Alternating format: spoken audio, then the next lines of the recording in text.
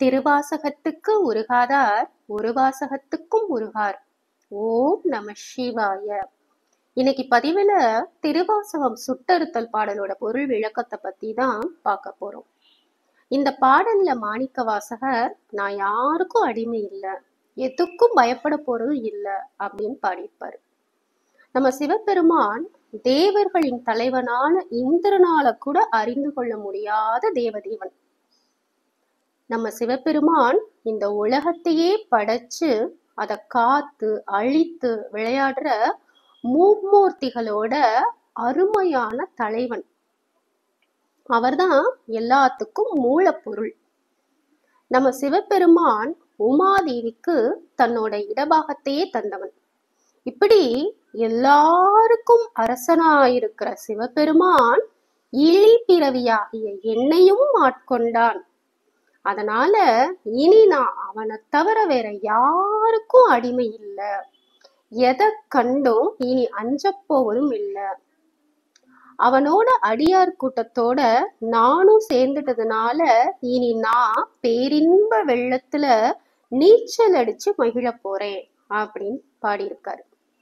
இந்த பாடல்ல மாணிக்க வாசகர் ஒரு இடத்துல யாமார்க்கும் குடியெழும் அப்படின்னு பாடியிருப்பார்.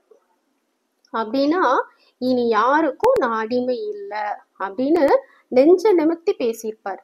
இந்த பெருமித நிலை யாருக்கு வரும் அப்படின்னா இறையருள் பெற்ற அடியார்களுக்கு மட்டும்தான் வரும்.